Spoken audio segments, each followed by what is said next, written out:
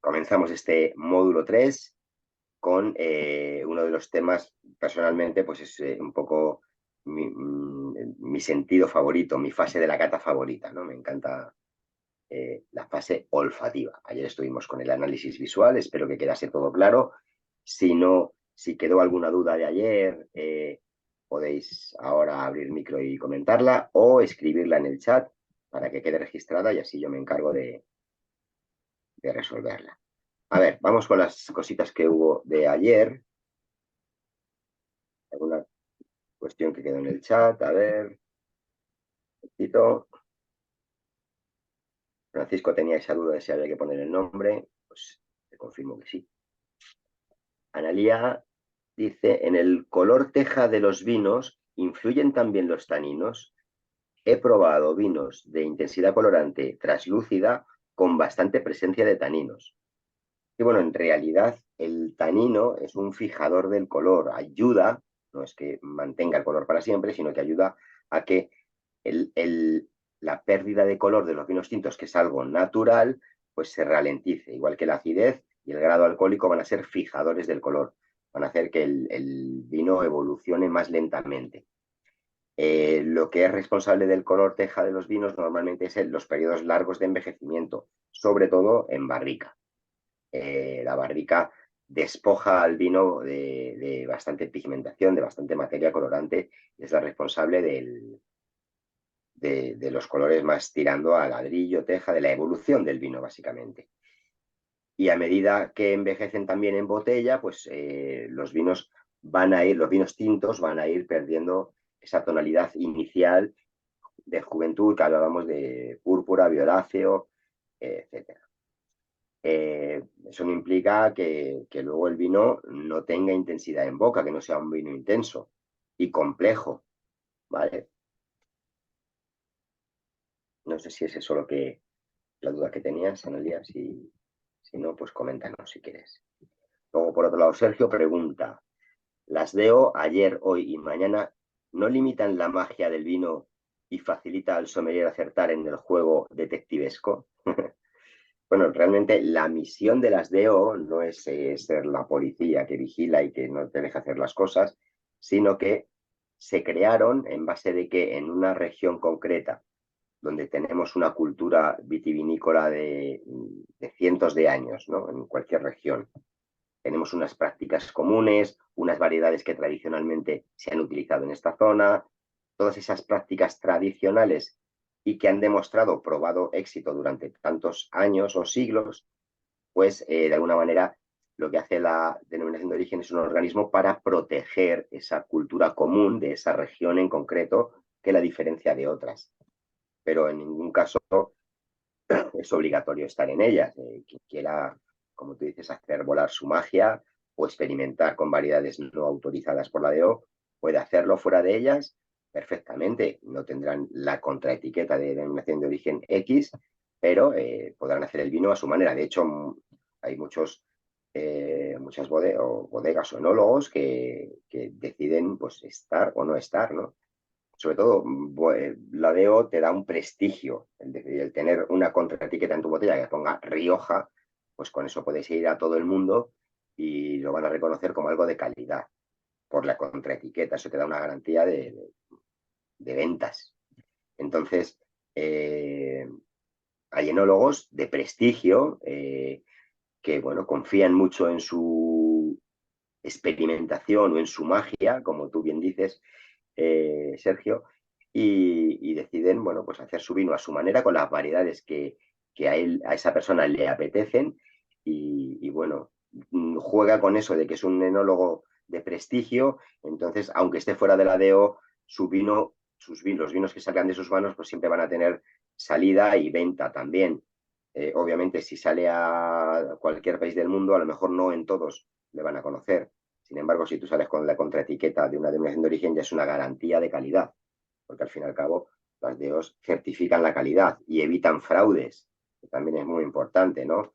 Los inspectores de las DOs pues visitan las bodegas, visitan los viñedos para asegurarse de que las prácticas son las correctas, hacen análisis de los vinos, con lo cual pues todo aquel que quiera hacer trampas, digamos, pues dentro de la DO no va a ser posible. tiene sus cosas positivas, sus cosas negativas. Bueno, negativas. Hay normativas más estrictas, como puede ser las de denominación de origen calificada o vinos de pago, donde, bueno, pues el corsé es un poco más, aplica un poco más, ¿no? Porque es más rígido. Las DOs, al fin y al cabo, bueno, pues se basan en lo que los viticultores han venido practicando durante el tiempo. No han llegado para poner normas nuevas, sino que han intentado salvaguardar con su normativa, con su reglamento, con sus pliegos de condiciones, salvaguardar esa tradición de cada zona que ha tenido éxito durante siglos o años. Aquí viene en el chat, aquí viene el problema de, bueno, ya era casi al final, a las 17:49 dice Sergio que había un ruido y algunos de vosotros decís que sí, que claro, que lo estabais escuchando, pero fue casi al final, ¿no? A -10. Espero que fuera poco tiempo. Luego hay un bonito debate sobre los rosados y los claretes, entre vosotros recomendándoos y dando ideas, lo cual me encanta, la verdad que me gusta mucho. A ver, más preguntitas por ahí, aparte de esa interacción. Luego, para terminar con, bueno, porque hablabais de que hay claretes, rosados claretes, que ponen la etiqueta que sí son claretes y otros que no. Ivonne parece que sí conoce alguno que sí lo pone, y Rocío, que es de Cigales, decía que normalmente no, que no lo ponen. Y esto, bueno, pues responde a, vamos a decir, tendencias, modas, situaciones concretas de la historia del vino, ¿no? Hay vinos claretes que sí lo pone y otros no, eso está claro. Y sí que hubo una época que los claretes de Cigales, en general los claretes y sobre todo los de Cigales, tienen un gran prestigio, con lo cual poner en la etiqueta clarete Cigales, lo que acabo de decir antes de las DO, te ayudaba a vender mejor. ¿Vale? Pero luego, otra época posterior, que empezaron a estar más denostados o con peor prensa los claretes, con lo cual se ocultaba de alguna manera, no se ponía o se omitía en la etiqueta el concepto de clarete y se dejaba como vino rosado. ¿Vale? Pero es una cuestión de cada bodega, de decisión de cada bodega.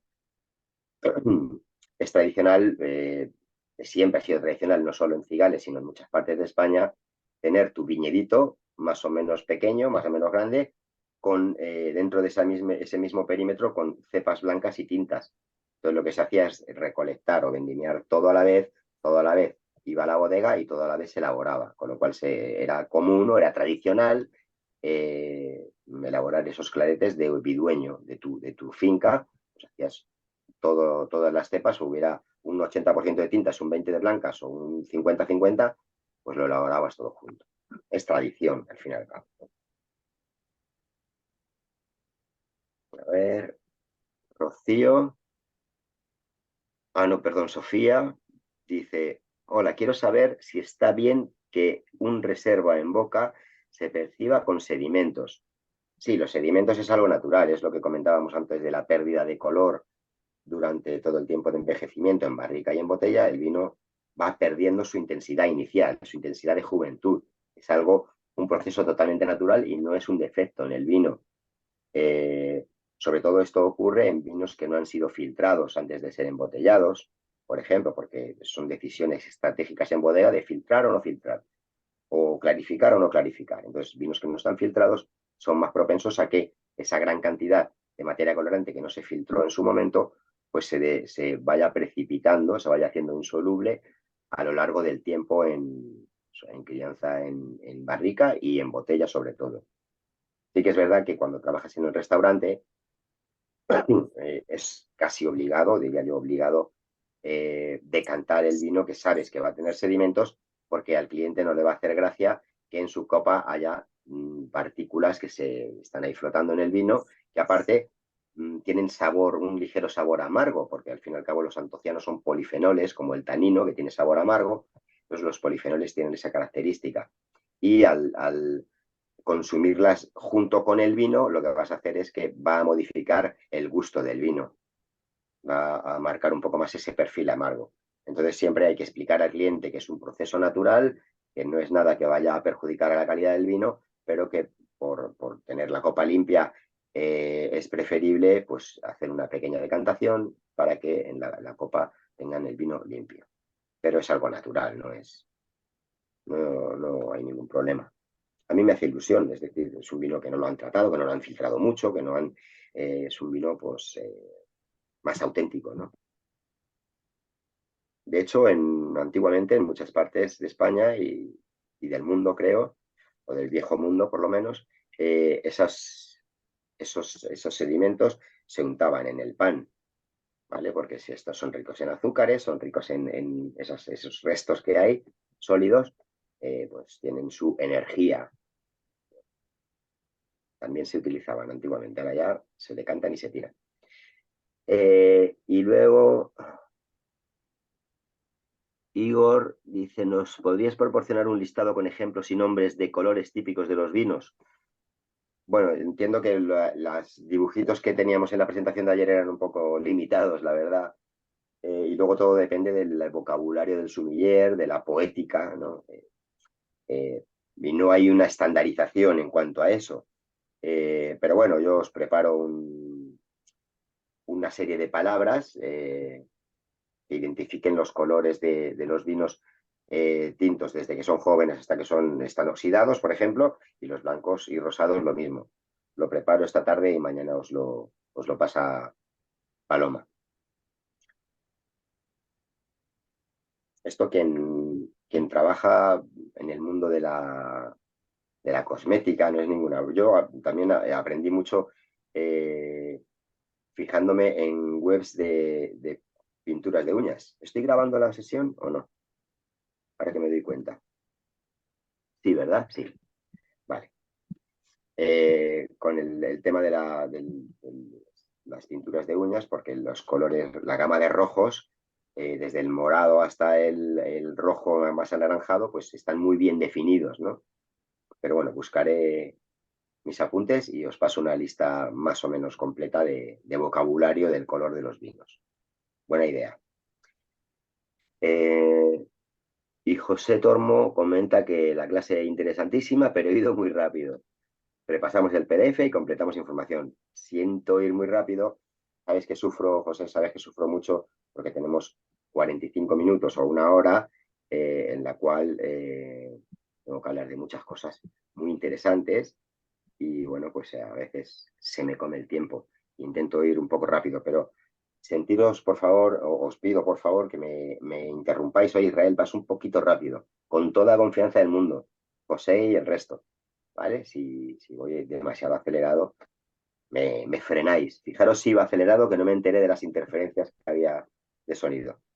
Así que, por favor, hacedme ese favor, me frenáis y voy más despacio y lo explico más lento.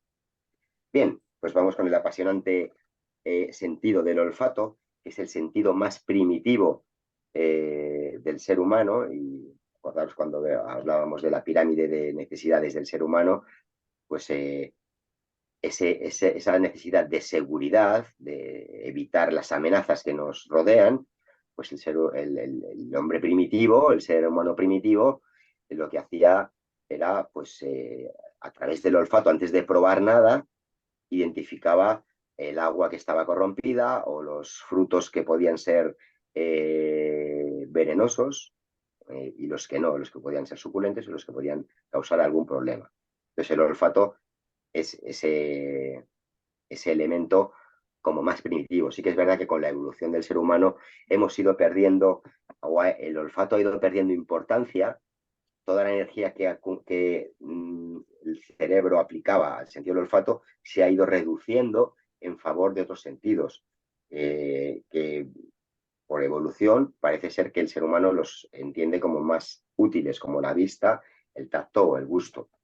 Entonces el olfato sí que es verdad que hemos ido perdiendo evolutivamente capacidad olfativa. Nuestra misión es intentar recuperar siendo conscientes de cómo funciona el olfato y cuidando ese órgano que al final es como también os comenté el ejemplo de los deportistas, ¿no? Que se cuidan sus músculos, su cuerpo, tienen hábitos saludables para luego tener un buen rendimiento en su deporte. Pues nosotros, al menos con el olfato, tenemos que cuidarlo e intentar preservarlo. Al fin y al cabo, bueno, pues tenemos entre 20 y 30 millones de células olfativas, como veis abajo, que por suerte se van regenerando. Sí que es verdad que bueno, pues el olfato es un sentido en continua evolución, en el sentido de que desde que somos pequeños estamos aprendiendo, estamos oliendo cosas y nuestro cerebro esos aromas los va archivando. El aroma más primitivo en cuanto a pues el recién nacido, la leche materna huele, tiene un aroma ligeramente avainillado, ¿no? Pues en cuanto Israel, disculpa, ¿estás compartiendo pantalla? Ah, no la estoy compartiendo, ¿verdad? Vale, pues muchísimas gracias. No, no, no parece que no. He grabado, pero no estoy compartiendo. Vale. Tampoco había pasado la primera diapositiva nada más, a la primera imagen. Estaba haciendo una introducción. Ahora sí, ¿verdad? Entiendo que ahora sí. Era Ahora sí, ahora sí, ahora sí. esta es la portada y estaba justo aquí. Así que tampoco había avanzado mucho. Gracias. ¿Veis cómo voy acelerado? Entonces, el bebé identifica y cuando somos adultos, ese aroma de vainilla es el primero que se archiva en nuestro cerebro. Es el primer archivo que tenemos la primera carpeta en nuestro archivo. Es el aroma a vainilla. Por eso, ahora que somos adultos, normalmente hay poca gente que el aroma a vainilla no le parezca agradable. No sé si hay alguien que levante la mano, pero normalmente es ese primer aroma que almacenamos en nuestro cerebro y que obviamente pues, nos va a tener buenos recuerdos, porque ese archivo es lo que llamamos la memoria olfativa. ¿Vale? Entonces, durante toda la infancia, la adolescencia y la juventud, vamos aprendiendo aromas, vamos oliendo más cosas. Si somos curiosos, pues tendremos un archivo mucho más grande en nuestro cerebro y si no, pues inconscientemente aromas se van instalando en ese almacén, ¿no? Que el cerebro irá ordenando por familias, porque al fin y al cabo, como veis, seremos capaces de percibir más de 10.000 olores diferentes y si el cerebro no es capaz de clasificarlos por familias o por grupos, pues ese almacén sería como encontrar una aguja en un pajar, ¿no? Luego, cuando llegamos a la madurez, pues ese crecimiento o ese aprendizaje ya se va ralentizando, ya hay menos aromas que nos puedan resultar nuevos y bueno, pues con pasada la madurez, pues vamos perdiendo capacidad olfativa. ¿Vale? Y luego, como comentaba, pues ese cuidar el sentido del olfato, luego hay patologías que pueden hacer que lo perdamos, ¿no? Como todos conocemos los ejemplos que ha habido con el COVID, donde había muchos casos de anosmia, que es la pérdida total del sentido del olfato, o la hiposmia, que es la pérdida parcial, que olemos menos de lo que olíamos antes. ¿Vale? Luego también cuando estamos constipados, pues tenemos un bloqueo del olfato y no olemos nada. Y bueno, pues hay diferentes limitaciones que van a coartar nuestra capacidad de oler y van a limitar nuestros umbrales de percepción. Bueno, pues en cuanto a la cata, se trata de, yo creo, el sentido más importante, porque también hablamos de que el olfato va a representar más del 90% de lo que es las sensaciones que tenemos cuando nos metemos algo en la boca, del sentido del gusto, ¿vale? Entonces, para mí es crucial el sentido del olfato, aunque el definitivo sea la fase gustativa o la degustación, si lo que queremos es disfrutar de un queso o de jamón o de un vino, pues está muy bien olerlo, pero lo que queremos al final es comernos el queso, comernos el jamón y tomar un traguito de vino, ¿no? Por eso es más definitiva la gustativa, pero la olfativa es la que da mucha más información, creo yo. Vimos ayer que la fase visual era la que nos anticipaba información y aquí en la olfativa y la gustativa vamos a confirmar esa información previa y vamos a sacar muchos más datos. Si os parece, vamos a recordar un poco cómo funcionaban los sentidos, pero aplicado al olfato. Entonces, bueno, imaginaros que pues están en la habitación de al lado, están cocinando, están friendo sardinas, que es un olor potente. Entonces, entonces esas moléculas aromáticas se van transportando por el aire y de repente pues llegan a nuestras cercanías e impactan con nuestra mucosa nasal. Esas moléculas quedan atrapadas al respirar nosotros, generamos corrientes de aire que entran en nuestra nariz, se calientan en la nariz y van cargadas de esas moléculas aromáticas que al calentarse ese aire se precipitan en la mucosa y quedan atrapadas en esa mucosa nasal. Y al quedar atrapadas en esa mucosa nasal son las terminaciones nerviosas de las células nerviosas, si lo digo, de las neuronas, que en el órgano olfativo, la pituitaria, hay en torno a 10-20 millones. En general tendremos entre 20 y 30 millones de células olfativas, como decíamos antes, y esas neuronas captan la molécula aromática, el mensaje químico de esa molécula aromática, y mediante impulsos eléctricos envían esa información al cerebro. Decía que el olfato es el sentido pues más complejo y en él se producen los procesos más extraordinarios biológicamente hablando o fisiológicamente hablando del ser humano, porque intervienen no solo esa mucosa nasal, esas neuronas, sino pues partes del cerebro como el sistema límbico, es ese sistema o esa parte del cerebro más del instinto, de las emociones. La memoria olfativa, ese almacén, ese archivo, está alojado en el hemisferio derecho, en la corteza cerebral, también participa el hipotálamo. Es tan complejo que, bueno, hay diferentes partes del cerebro que participan, pero ese almacén pues es algo un poco pues instintivo, es decir, emocional. Es lo que se llama la parte emocional del cerebro. Es donde se instalan los recuerdos, las emociones. Y ahora lo vais a entender bien. A veces pues oléis un vino o oléis cualquier otra cosa y de repente os transporta a un momento de vuestro pasado, a un momento de la infancia, o unas vacaciones que tenéis ese aroma como identificable en esas vacaciones. Vacaciones en Galicia, el aroma de eucalipto, ¿no? El aroma a lluvia, o no sé, por decir algo, ¿no? O de repente un vino blanco criado en barrica con aromas a miel, a galletas, a paja, pues nos puede recordar las galletitas que nos hacía la abuela cuando éramos pequeñitos, en el pueblo, bueno, pues recuerdos que son, la verdad que son experiencias fantásticas, ¿no? Cuando un vino de repente te transporta a ese momento, cuando tenías 5 años, pues se te saltan las lágrimas, ¿no? De alegría, de emoción. Para que veáis qué conexión tiene el olfato con esa parte emocional de nuestro ser, de nuestro cerebro y de nuestra persona, de nuestra evolución, de nuestra vida, ¿no? Es algo fantástico. Entonces, ese estímulo externo de las sardinas que estaban friendo impacta, llega a la mucosa, las neuronas pasan el mensaje y la misión de nuestro cerebro es ir almacenando esas sensaciones o esas percepciones, porque las sensaciones cuando impactan la nariz y en el cerebro creamos la percepción. Si el aroma es reconocido, diremos, están friendo sardinas.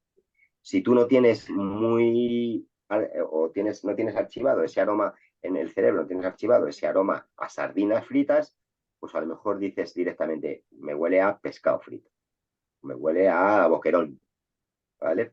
Porque realmente no tienes ese aroma muy entrenado de la sardina, pero no pasa nada, estamos acertando al decir pescado frito también. Es como en el vino, cuando alguien dice me huele a fresa y a otra persona le huele a frambuesa. Bueno, pues son aromas diferentes, pero tampoco están tan lejanos, ¿no? Eh, lo que a mí me puede oler a fresa, porque yo tengo más asimilado o mejor archivado ese aroma a fresa, a ti te puede parecer que huele a frambuesa porque la frambuesa tú la tienes más interiorizada.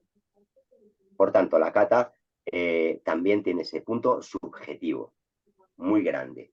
No es algo matemático, no es una regla fija, y si, entre comillas, en mi caso, que soy el experto, pues digo que huele a fresa, si a ti te huele a frambuesa, no tengas miedo a decirlo porque realmente estaremos ambos en lo cierto.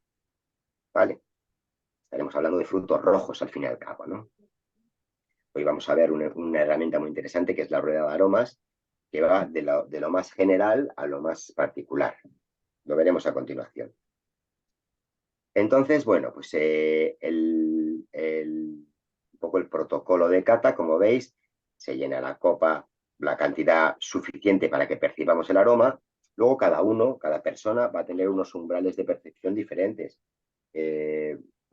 Quizá hay personas que acercándose un poquito la copa a la nariz ya perciban los aromas y hay otras personas, por ejemplo, que tengamos que introducir un poco más la nariz en la copa. Vale, eso pues ya depende de cada uno y cada uno busca su técnica y su práctica sin ningún problema. Dentro de la fase olfativa, también lo apuntamos un poco ayer, tenemos dos momentos en los que el órgano olfativo va a trabajar. Uno, vía nasal directa, que sería cuando olemos vía nasal por la nariz ese aroma a sardinas que entra por nuestros orificios nasales y creamos una percepción a partir de ese estímulo. En la cata primero vamos a hacer esta fase nasal directa, la vamos a hacer en dos tiempos, como comentábamos ayer, primero a copa parada y después moviendo la copa, calentando el vino y haciendo que las moléculas aromáticas se revolucionen para que afloren hacia el exterior. ¿Vale? Van a ser esos dos momentos. Y posteriormente, en la fase gustativa, cuando posemos una porción de vino en la boca y lo traguemos, pues otras moléculas aromáticas, otros vapores van a subir por la cavidad bucal, esos restos de vino que hayan podido quedar, esos aromas van a subir por la cavidad bucal, como veis en el dibujito, y por la faringe hacia la cavidad nasal, hacia la nariz, pero por vía interna, como veis. Y tendremos otras sensaciones en este sentido, porque las moléculas van a estar aún más calientes. Por vía nasal, el aire que entra en nuestra nariz entra a la temperatura ambiente que haya y dentro de la nariz se va a ir calentando, con lo cual percibiremos una serie de aromas que luego van a ser, esos vapores van a estar mucho más calientes en la vía retronasal porque habrá pasado más tiempo el producto, ya sea un queso, una galleta, un vino o lo que sea, ¿no?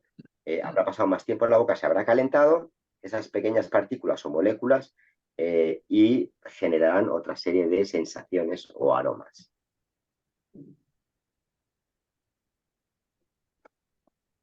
En esta fase olfativa vamos a hablar de aromas. Normalmente cuando se habla de olores en el mundo del vino, para diferenciar un poco, cuando se habla de olores estamos entendiendo que son olores de defecto, olores defectuosos, olores más o menos desagradables.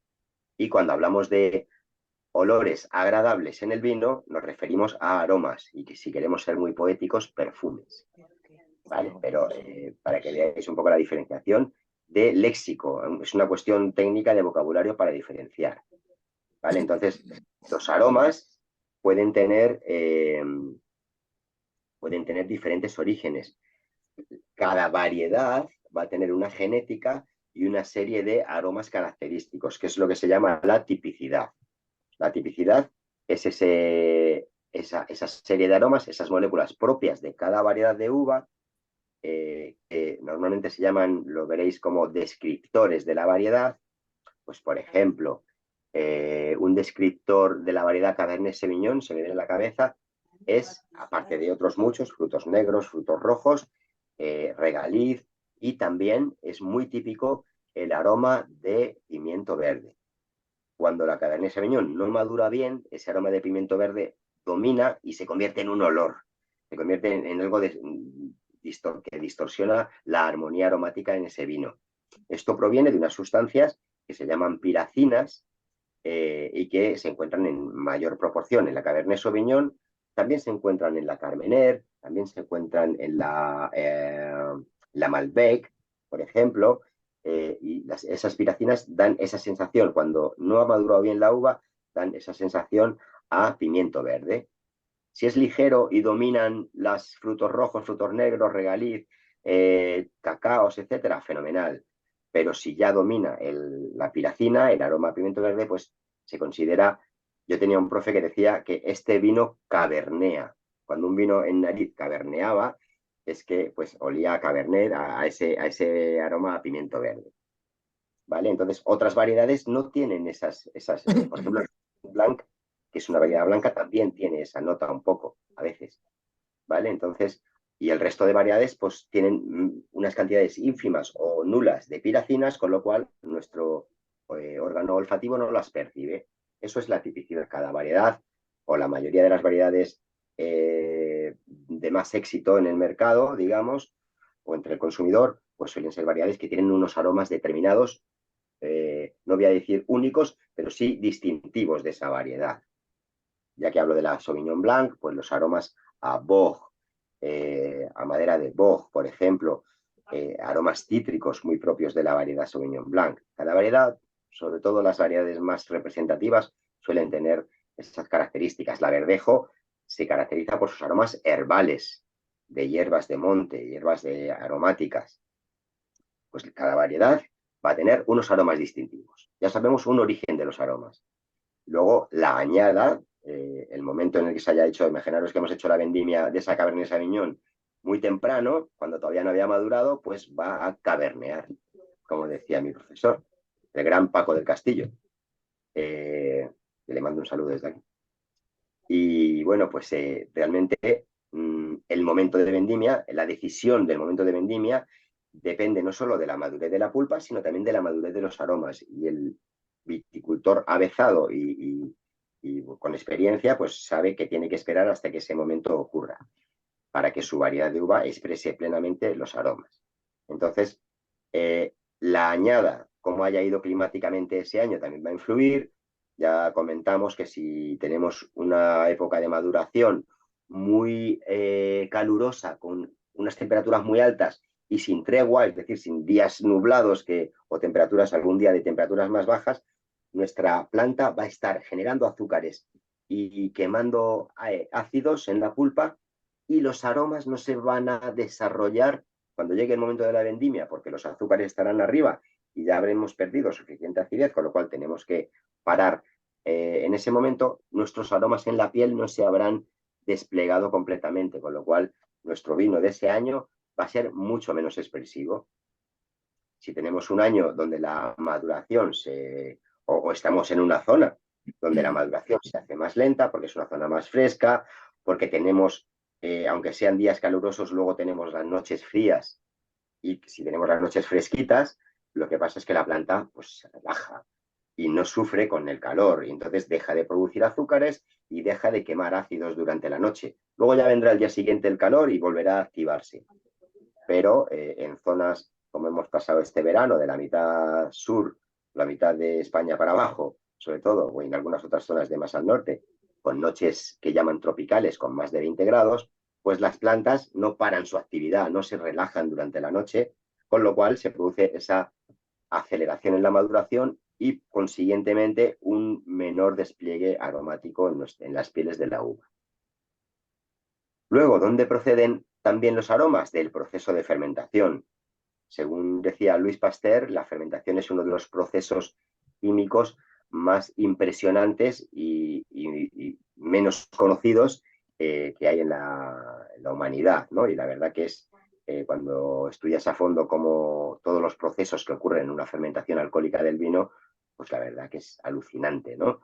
Todas las interacciones entre ácidos, alcoholes, entre el oxígeno y el resto de componentes, los azúcares, los alcoholes, los ácidos, formando subproductos que van a ser subproductos aromáticos. Estos subproductos aromáticos suelen ser ésteres, cetonas, aldehídos, etc., ¿no? Entonces, en la fermentación también se generan aromas nuevos que pueden ser agradables o desagradables también. Si la fermentación no se ha producido de manera adecuada, pues puede dar aromas a suciedad o aromas un poco avinagrados, etcétera, ¿vale? De defectos. Vamos a verlo al final de la clase, vamos a ver algunos defectos de los vinos. Entonces tenemos ya Y, fuentes y- de aromas. Israel, Dime. Hola, soy David. Una pregunta. El tema de cuando notamos los aromas en la fermentación, para mí, en algunos vinos, como pueden ser los Corpinat, los identifico muy rápido o se me da bien, pero en cambio en los tintos no logro encontrar esos aromas de la fermentación. ¿Cuáles pueden ser los de un tinto de la fermentación? O en los blancos Vale. también me resulta más fácil, sobre todo cuando se hace sobre lías y tal, pero en los tintos solo encuentro los primarios y los terciarios, pero los secundarios no los encuentro o no sé. No, no te preocupes. A ver, en los vinos blancos, bueno, el primer ejemplo que has puesto, los vinos espumosos, está mucho más acentuado ese carácter fermentativo de autólisis de las levaduras, porque después de la fermentación en botella, los vinos espumosos pasan al menos 12 meses de crianza sobre lías, obligadamente, dentro de la botella. Entonces se acentúan esos aromas fermentativos y al no participar la barrica, pues no tienes, entre comillas, interferencia. ¿Veis? El punto 5, otra fuente de aromas nuevos va a ser el periodo que pasen en barrica. Como los vinos blancos en general, la mayoría no pasan por barrica y los espumosos tampoco, se queda más patente los aromas primarios de la fruta y secundarios de la fermentación. Por eso digo que no te preocupes, porque en un vino tinto de crianza eh, se van a aparecer, aparte de los primarios de la uva y de los secundarios de la fermentación, van a aparecer unos aromas muy potentes y más recientes, que son los aromas de la crianza en barrica y posteriormente los de la crianza en botella. Y esto va a hacer que se enmascaren o que desaparezcan los aromas fermentativos. Por eso es muy complicado, es casi imposible encontrar aromas fermentativos en vinos tintos de crianza en barrica. Pero cógete un tinto joven recién embotellado o, perdón, o un vino tinto de maceración carbónica. Ya verás cómo ahí vas a percibir aromas de fermentación, aromas lácteos, aromas de yogur, sobre todo en esos tintos jóvenes o maceraciones carbónicas, puedes encontrar aromas de frutos rojos mezclados con esa nota de fermentación de yogur natural, y puedes concluir que huele a yogur de Macedonia de frutas o a yogur de frutos rojos o frutos del bosque.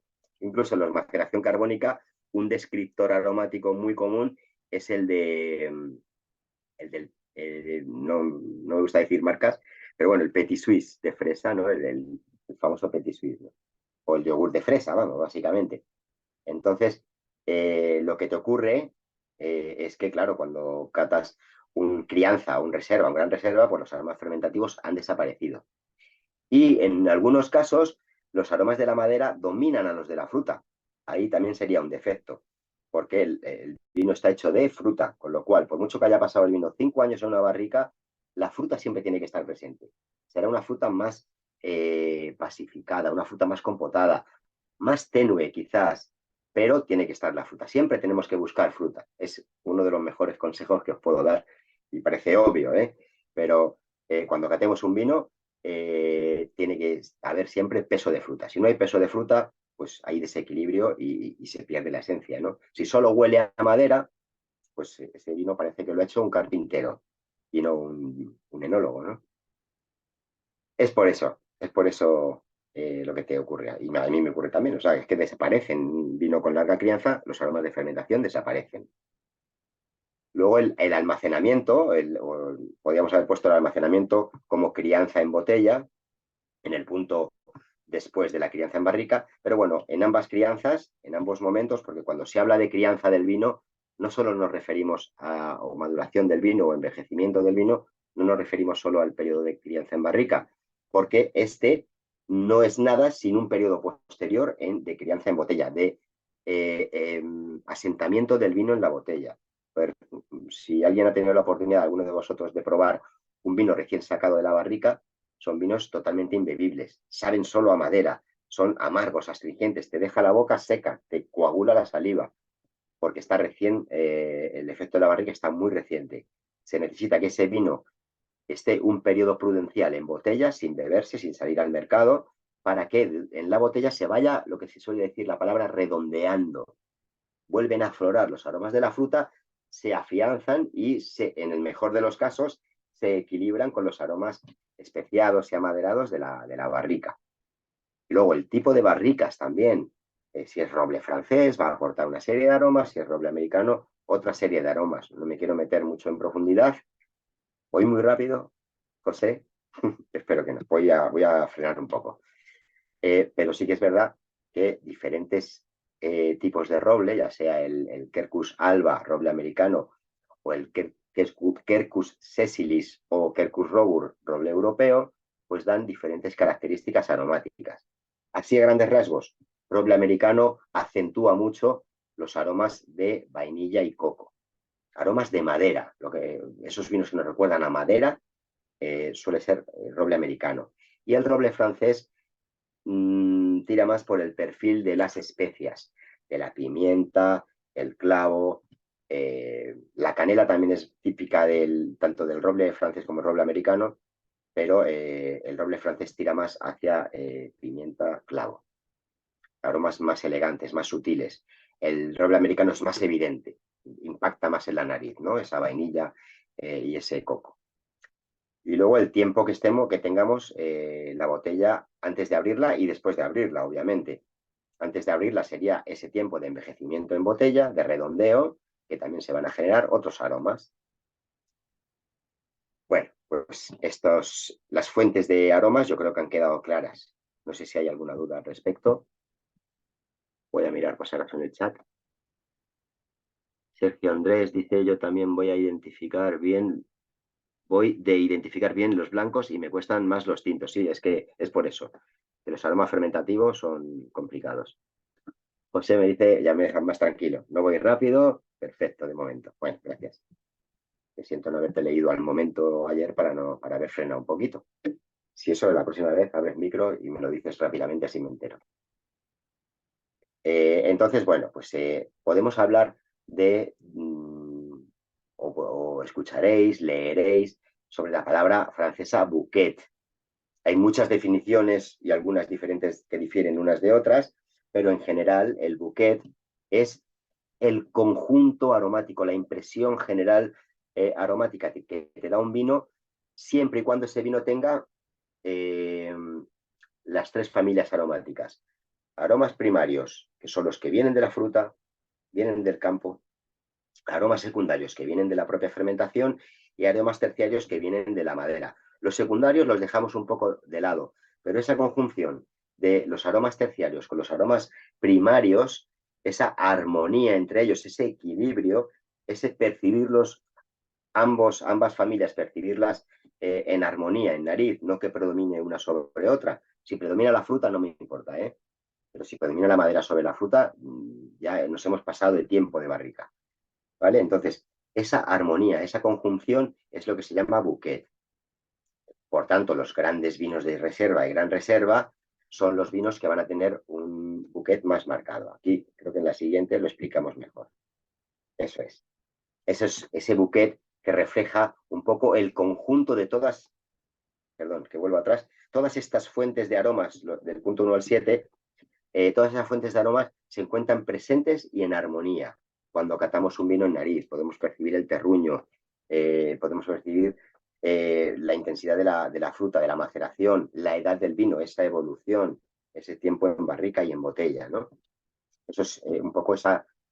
El bouquet es, vamos a decir, una impresión general de la fase olfativa, pero siempre hablando de grandes vinos. De un vino joven no se suele hablar de bouquet, porque tiene solo dos perfiles aromáticos, o un perfil aromático y el fermentativo, el perfil de fruta y el fermentativo. ¿Vale? Entonces, y en los vinos jóvenes, tintos jóvenes, al no tener una evolución, ni en barrica, por supuesto, ni en botella muy larga, pues no llegan a desplegar aromas un poco terciarios de la crianza en botella, porque los vinos tintos jóvenes son para consumir en el año. ¿Vale? En los vinos blancos, bueno, pues cuando pasan por barrica, podemos tener aromas que se acercan a estos tonos amielados, aromas de paja, aromas de mantequilla, galletas, de cereal. Cuando hablamos de paja hablamos de cereal, un poco aromas que se relacionan con el cereal, la vainilla, la madera de cedro, que es la madera de las cajas de puros o de los lapiceros, y aromas minerales también, en algunos casos. Me consta que alguno de vosotros pues, se dedica a la repostería, pues, galletas, postres, etcétera. Entonces, estos vinos blancos con un leve paso por barrica son vinos o con fermentaciones en barrica, son muy interesantes de maridaje con ese tipo de bocados. También, por ejemplo, los vinos que comentábamos antes, los espumosos de largas crianzas, con ese desarrollo de autólisis, también pueden desarrollar aromas amielados, aromas que recuerdan un poco al cereal tostado, bueno, pues muy interesantes también para postres y para tartas, galletas, etcétera. Bien, entonces, bueno, pues bueno, ya hemos hablado un poco de la gama aromática de los grandes tintos más complejos, donde se genera ese bouquet que con el largo paso del vino en barrica y luego en botella se van a ir desarrollando. Hay grandes vinos tintos, pues no en todas las partes de España ni del mundo se pueden hacer grandes tintos de largo recorrido, pero por ejemplo Rioja, Ribera de Duero, sobre todo tradicionalmente Rioja, son capaces de elaborar vinos de larga vida, vinos que descorchas la botella 20, 30 años después y ha cambiado. Si nosotros ese vino, ese gran vino, imaginaros, ha estado 5 años en la barrica y otros 5 en botella. Y 10 años después, a día de hoy, abrimos la botella. Nos va a dar unos aromas intensos, quizá tenues de fruta, de una fruta licorosa, una fruta compotada, con notas de especias, notas amaderadas, especiadas, cacaos, etcétera. Pero si ese vino, como sabemos que tiene un largo recorrido, lo abrimos 10 años después, es decir, con 20 años de edad, pues percibiremos que ha desarrollado otros aromas, ¿vale? Va cogiendo complejidad hasta que llega un momento que van empeorando, ¿vale? Porque el vino es como las personas, que tenemos un periodo de crecimiento, una madurez y un decaimiento, ¿no? Pues el vino le pasa igual. Pero esos grandes tintos que generan bouquet, lo generan durante muchos años. Lo que pasa es que somos muy impacientes, a veces no vas a esperar 10 años a abrir la botella, ¿vale? A la mínima la abrimos. Pero bueno, entonces estos vinos van a tener esas notas de chocolates, aromas torrefactos del café, aromas ahumados. Estos aromas ahumados van a provenir del tostado de la barrica, porque que sepáis que las barricas por dentro se tuestan para hacer que las resinas que puedan quedar residuales, los aceites esenciales, no amarguen el gusto del vino y le den un carácter un poco más caramelizado. Al tostar damos un carácter un poquito más caramelizado a esa transmisión de aromas de la barrica a la madera. Pero si es un tostado intenso, se va a poder percibir en la nariz con notas que nos recuerdan al humo, al café torrefacto. Cuando es el café torrefacto, sabéis que es el grano de café que lo recubren de azúcar y tuestan ese café con azúcar, con lo cual, pues ese aroma un poco, pues, no sé cómo describirlo, es el torrefacto del café con el azúcar tostada, ¿vale? Que, bueno, pues, en algunos vinos se puede manifestar, sobre todo, por ejemplo, en los Ribera de Duero, tradicionalmente o habitualmente, no en todos, ¿vale? Pero yo lo he percibido en Riberas de Duero de la gama Roble, que es un semi-crianza con menos de 6 meses, o menos, perdón, menos de 12 meses en barrica, suelen darle unos tostados más intensos y ese aroma de humo me surge en ese tipo de vinos. Bien, y luego hay otra serie de olores menos agradables que, claro, no todo es bonito en el bouquet, en los aromas, 20 años de un vino ahí en la bodega, el pobre aburrido. Bueno, pues también, aparte de aromas interesantes, también no he nombrado los aromas a cueros también, aromas de la gama animal, son interesantes, pero también en esa evolución, como el vino os estoy comentando, que es un ser vivo, pues al final van a surgir o pueden surgir, si no cuidamos mucho esa crianza, temperatura, humedad y otras condiciones, pueden salir otra serie de aromas, también aromas en la fermentación. Una fermentación mal elaborada o a una temperatura excesivamente alta nos puede dar esos aromas a col fermentada, aromas a jabón, a pegamento, el ácido acético, el quita esmalte de uñas. Hablamos un poco, fijaros, como al hablar de los aromas del vino intentamos identificar aromas que cuando yo los estoy nombrando en vuestro cerebro se está generando ese aroma, esa percepción que la tenéis interiorizada y pues el aroma a pegamento, de repente inconscientemente en vuestro cerebro se os genera esa imagen, ¿no? O esa percepción del aroma a pegamento, para que veáis cómo funciona el sentido del olfato, la memoria olfativa, mejor dicho, ¿no? Entonces, bueno, los defectos aromáticos los veremos a continuación. Y luego se pueden... Uy, qué tarde es ya.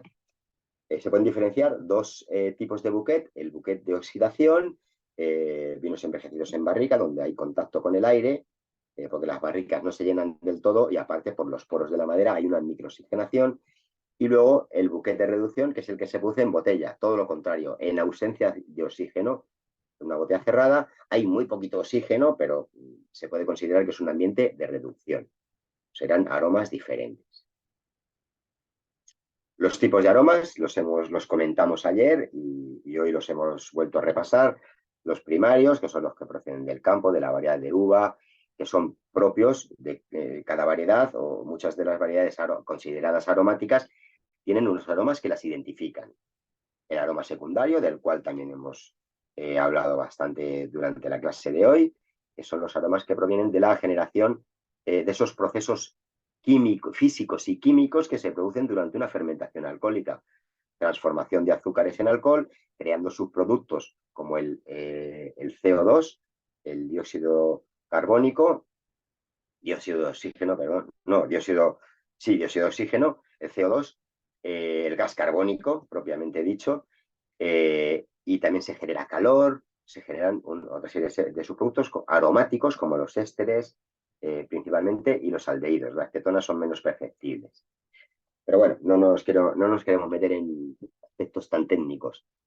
Pero que sepáis que en la fermentación se generan un montón de subproductos que luego van a contribuir al sabor y al aroma. Y los aromas terciarios, de los cuales acabamos de hablar, son los que proceden de la crianza en barrica y en botella.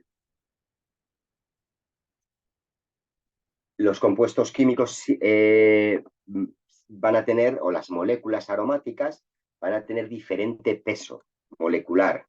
Entonces, las moléculas aromáticas que van a ser más fácilmente o más rápidamente perceptibles en una copa de vino van a ser las moléculas que pesen menos porque se van a evaporar con mayor facilidad y van a llegar a nuestra cavidad nasal, ¿vale? Suelen ser los aromas primarios, esos de la fruta, los que primero se expresan.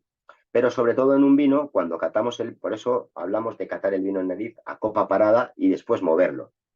Porque a copa parada lo que vamos a identificar son esas moléculas que no necesitan agitarlas para aflorar, porque tengan un peso molecular más bajo y entonces afloran más fácilmente, o porque son más predominantes.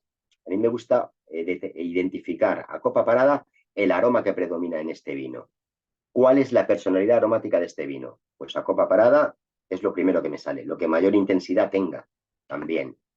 Y suelen ser los aromas frutales, algo que sea un reserva o un gran reserva. Entonces, luego ya agitamos la copa y al agitar la copa, pues estamos agitando esas moléculas, estamos haciendo que moléculas más pesadas se precipiten al vacío, digamos, al aire y suban a nuestra nariz, porque estamos con la copa cerca de nuestra nariz, ¿vale?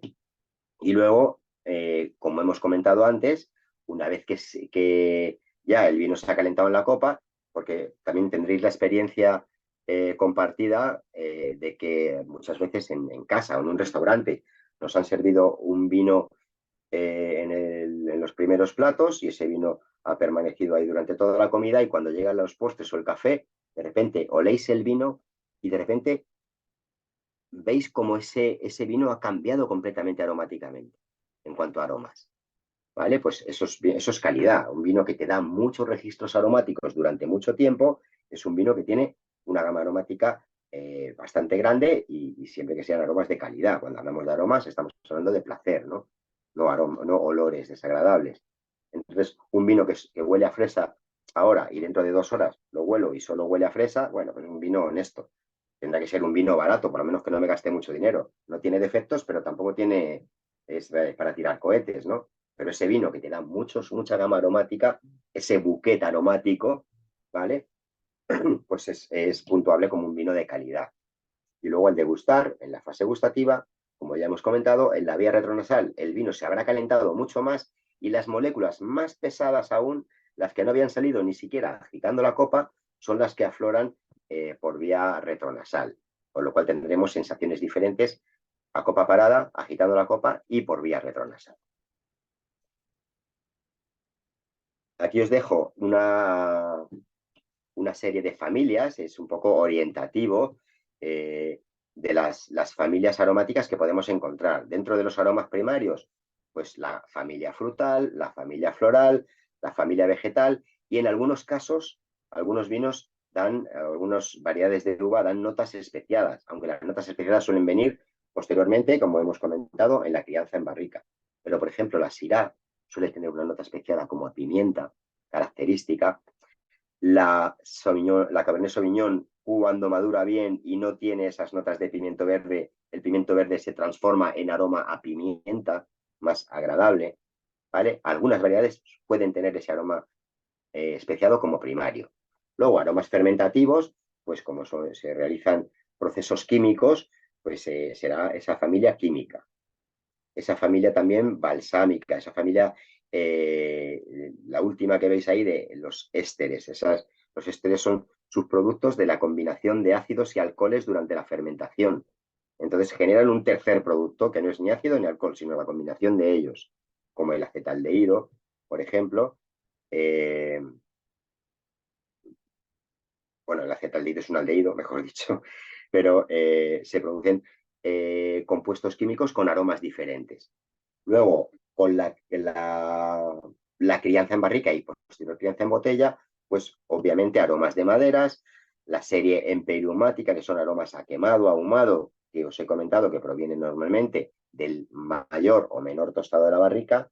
Si lo percibimos mucho, normalmente van a proceder de un tostado intenso. Si no se perciben, es que esa barrica tiene un tostado leve. Y luego la crianza en botella, en ese ambiente reductor que decíamos, se generan también aromas de origen animal, que pueden ser aromas elegantes, notas de caza, notas que se llaman aromas almizclados, como los animales de caza. No sé si alguien pues, está familiarizado con la fauna salvaje, pues esos aromas un poco que tienen los animales de campo, los animales salvajes, aromas cárnicos, ¿vale? Que son un poco nuestro cerebro, como somos capaces de percibir tantos miles de aromas diferentes, nuestro cerebro clasifica todos los aromas que vamos percibiendo durante nuestro aprendizaje vital, al cual os invito a practicar cuando paséis por una floristería, curiosear a qué huele cada flor. Hay que tener curiosidad para que el olfato no se adormile y despertemos ese instinto olfativo y nuestro registro aromático, pues nuestra memoria olfativa sea lo más rica posible, porque eso nos va a ayudar mucho luego a identificar aromas en los vinos.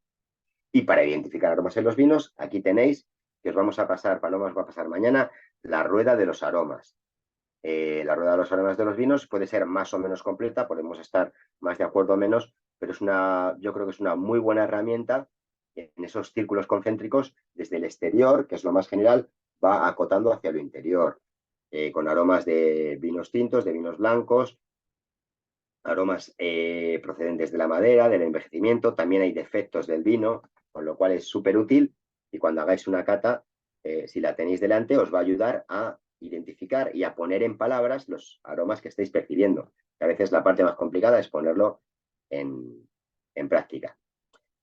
Esta parte de técnica de cata lo vamos a hablar en el último día cuando hagamos nuestra cata particular del curso. Hablaremos del protocolo de cata, con lo cual ahora tampoco nos vamos a detener demasiado, ¿no? Y luego de efectos, hay muchos, pues tenemos el aroma azufrado. Sabéis que el dióxido de azufre es un elemento pues, que se ha utilizado desde la antigüedad para preservar los vinos, para evitar reacciones microbiológicas y bacterianas en los vinos y para preservarlos en el tiempo y que se mantengan estables en la botella. Entonces, si se nos va la mano aplicando el dióxido de azufre, tanto en el viñedo, que se aplica, como en bodega, y antes de embotellar el vino, si se nos va la mano, pues al final lo que vamos a hacer es que esos aromas de azufre, de fósforo un poco, de cerilla, quiero decir, los fósforos al encenderlo, pues al final se van a trasladar al vino y podemos identificarlo como un defecto. Aromas de hidrocarburos pueden surgir también, aunque hay variedades que, como la Riesling, que tiene un aroma característico, un descriptor propio de esa variedad, sobre todo las Riesling alemanas del Rin, tienen un aroma a gas. ¿Vale? Bueno, pues eso, si es una Riesling, se lo perdonamos, pero si es otra variedad, pues será un defecto penalizable. Luego, aromas de suciedad también puede haber, porque no se ha cuidado las instalaciones en bodega, pues tampoco hay que conocer exactamente químicamente dónde vienen esos aromas, simplemente dejarnos guiar por nuestro olfato y saber diferenciar entre aromas y olores. Cuando hay olores desagradables, bueno, pues los penalizamos. Y si son aromas agradables, pues todo sumará. ¿Vale? Y cuanto más sean, cuanto más variedad y mejor intensidad tengan, pues mejor puntuado será. Luego, otros defectos como el gusto de luz, el vino en su conservación en botella le gusta estar en un ambiente tranquilo, sin ruido, sin luz, con una temperatura adecuada, ¿vale? Entonces, la luz a la larga estropea el vino, por eso iba a decir ahora, por eso muchos vinos se embotellan en botellas verdes o botellas oscuras. Pero claro, los vinos más sensibles a la luz, al gusto de luz, son los blancos y espumosos. Y los rosados, precisamente los que por marketing, se suelen embotellar en botellas transparentes. ¿Por qué? Porque esos vinos, el cliente le gusta ver el color del rosado a la hora de comprarlo. Es una cuestión de marketing, pero va en contra de la calidad de los vinos. Cuando vayáis a comprar, el mejor consejo que os puedo dar, cuando vayáis a comprar vino, si vais a un supermercado y no tenéis más remedio, yo siempre os recomiendo ir a la tienda especializada donde haya un profesional que sepa cómo se cuida el vino, cómo se conserva. Si tenemos la mala suerte de tener que comprarlo en un supermercado que no cuiden eso, pues tened cuidado con las botellas que están ahí tumbadas o de pie, en el peor de los casos de pie, tomando el sol del foco que está 24 o 14 horas alumbrándole durante X meses que lleva ahí la pobre botella. ¿Vale? Ese aroma a gusto de luz lo vais a reconocer fácilmente con el aroma que todos tenemos interiorizado y que va a surgir en vuestro cerebro ahora mismo, que es el aroma de la coliflor cocida. Ese aroma, que la coliflor cocida está muy rica, pero ese aroma que deja en la cocina, en la casa, pues no es nada agradable. Pues tal cual podéis identificarlo en un vino y sin riesgo de equivocaros podéis decir que este vino está afectado por el gusto de luz. ¿Vale? El vino no está malo, simplemente que hay una distorsión aromática y gustativa, pero no os vais a poner enfermos, con estos defectos no nos vamos a poner malitos por ingerirlo, simplemente que se pierde el placer. Básicamente eso. Los aromas a cerrado, obviamente, si ese vino que he puesto de ejemplo antes, que hemos abierto 20 años después, el pobre ha estado 20 años encerrado en una botella con un corcho tapando. Entonces, al abrirlo, obviamente, los primeros aromas que van a surgir son aromas a cerrado. Como estos días, después de venir de vacaciones, hemos llegado a casa y abríamos y olía cerrado. Pero bueno, eso es fácilmente solucionable abriendo las ventanas y aireando la casa. El vino también lo arreglaremos el problema decantándolo o sirviéndolo en la copa y dejando que esos aromas, que son moléculas muy ligeras, son las primeras que se van a ir y el vino se va a limpiar. Y luego, para terminar, el defecto de corcho, que es una contaminación llamada tricloroanisol, TCA, que son unos hongos que colonizan las cortezas de los alcornoques y que luego, pues, penosamente, pues, se trasladan a algunas, muy pocas botellas de vino y ese aroma a moho, a humedad, a sótano húmedo, pues van a transferirse al vino. A veces es un leve toque a corcho, es un leve toque a humedad, a moho, a hongos, muy leve y podemos salvarlo decantando, pero a veces ese aroma ya ha impregnado todo el vino y aunque decantemos no vamos a solucionar nada. Y luego hay una serie de interferencias también que tenéis ahí, bueno, pues son algo obvias, ¿no? Un vino blanco con baja acidez apaga el frescor del aroma. Los aromas se van a ver limitados si el vino gustativamente no tiene presencia, no tiene personalidad, pues los aromas también se apagan. El dulzor, si es un vino dulce, pues los aromas de fruta se ven suavizados, no serán tan exuberantes como si ese vino no tuviera tanto dulzor. Y luego, bueno, pues el exceso de tanino en vinos tintos a veces anula la sensación de fruta, ¿vale? Pero porque tienen esas notas amargas que sobre todo la anulan en boca, no en nariz, ¿vale? En la fase gustativa. Los propios aromas se encuentran sometidos siempre a combinaciones entre ellos. Los aromas no se presentan individualmente a nuestra nariz. Hay una herramienta de entrenamiento para el olfato que son los botecitos estos de aromas, ¿no? Las cajitas que tienen 40 aromas, 20 aromas, el aroma de los vinos tintos. Está muy bien para practicar, pero no es fiel. O sea, esos aromas puros de fresa, de frambuesa, de canela, de no sé qué, que están en un botecito concentrados, no se encuentran tal cual en el vino, porque se encuentran interrelacionados todos los aromas más o menos por grupos fluyen a la nariz al mismo tiempo, con lo cual nuestra misión es saber identificarlos, separarlos para, pues al final poner en palabras las sensaciones aromáticas que tenemos de ese vino en concreto. Bien, pues hasta aquí, que me hubiera quedado hablando otras 2 horas del olfato, pero el tiempo, incluso me he pasado unos minutos, el tiempo es el que tenemos. Así que nada, si tenéis alguna preguntita que hacer a través del micro, como ya nos hemos pasado un poco de tiempo, las que haya en el chat, si me permitís, pues las contestamos ya mañana, como hemos hecho hoy con las de ayer. ¿Alguien quiere comentar algo? ¿Algún aporte? ¿Alguna pregunta?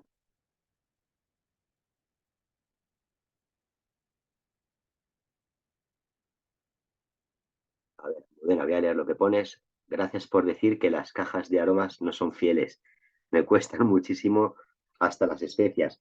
Y eso que las uso mucho en la cocina. En clase de cata, a veces... Uy, se me ha ido. En clase de cata, a veces me frustro. No te frustres, a ver, te acabo de explicar claramente que las cajas de aroma es un buen entrenamiento para practicar, pero no lo quieras extrapolar al vino, porque esos aromas en el vino no se van a presentar tal cual. Y el tema de las especias, bueno, pues en casa, ya digo, practicar. Os he puesto el ejemplo un poco friki de ir a la floristería a oler todas las flores, pero en casa tenemos el especiero, bueno, pues vamos a ver la pimienta, el clavo, la canela, y vas diferenciando unos de otros, ¿no? Y todo eso, hay información inconscientemente está pasando a tu archivo, ¿vale? O sea que cuanto más entrenamiento, más preparados estaremos para que no te frustres, ni nos frustremos ninguno, porque a mí me pasa también, por supuesto. Alguien dice, Julia dice hasta el lunes. ¿Será que mañana no puedes venir a clase? Porque mañana hay clase. Cuando no hay es el viernes, Julia. Bueno, si no puedes venir, pues ya te enviaremos la grabación igualmente y la presentación. Pero si puedes venir, si puedes estar en clase, que sepas que hay clase mañana, Julia. ¿Vale? Bueno, pues muchísimas gracias. Perdón por estos minutos que os he robado finales y muchísimas gracias por vuestra atención. Y aunque hoy no habéis participado demasiado, bueno, veré en el chat luego si hay participación, pero espero que os haya sido productiva la clase, que haya ido más despacio de ayer, que todo os haya entendido perfectamente. Cualquier duda que os vaya surgiendo, la anotáis y mañana la resolvemos. Si os olvidó poner el nombre, ya sabéis, os toca ponerlo. Y nada, lo dicho, que paséis buen resto de tarde, que queda, bueno, tenemos toda la tarde por delante, de hecho, son las 6 de la tarde, así que fenomenal. Hasta mañana a la misma hora. Chao. Chao, Israel. Hasta mañana. Hasta mañana.